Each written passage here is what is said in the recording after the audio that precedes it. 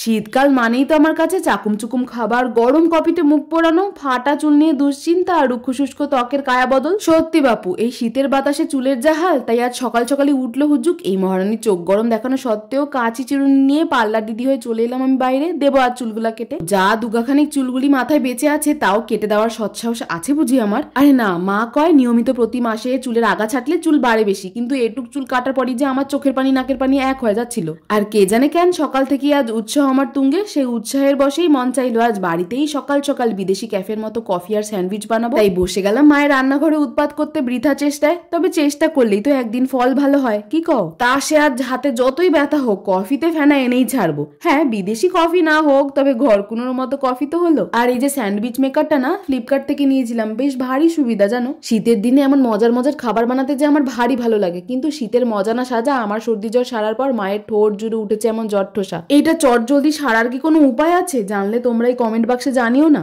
আর এইদিকে প্রতি বছর শীতকালের মতো এবারও আমার মুখে সাপের চামড়ার মতো চামড়া ওঠে, তাই মায়ের রান্নাঘরে করে নিলাম ডাকাতি, নিয়ে এলাম চালের গুঁড়ো আর মধু। এই দিয়ে বানাবো আজ আমার সস্তায় স্বাস্থ্যকর, বলো তো বিনা পয়সায় ঘরোয়া স্ক্রাবার। এই চালের গুঁড়ো মরা চামড়া তুলে দিয়ে ত্বক একেবারে মসৃণ করে দেয়। আর শীতকালে মধুর তো কোনো তুলনাই হবে না, তবে মধু যাদের সহ্য হয় না টক দই ব্যবহার করতে পারো। দেখো কিছুক্ষণ স্ক্রাব করার পর আমার ত্বকে কোনো রুক্ষ শুষ্কতা ভাব তো নেই, আর কেমন গ্লো করছে। একটু গোলাপ জল না থাকলে পাতি জল দিয়েও এই দুটো জিনিসকে ভালো করে মিশিয়ে হালকা হাতে 10 মিনিট স্ক্রাব করে ধুয়ে নিয়েছি। নকুরচন্দ্র সন্দেশ, জল ভরা তালশাঁস, বাটারস্কচ সন্দেশ, হচ্ছে স্ট্রবেরি সন্দেশ।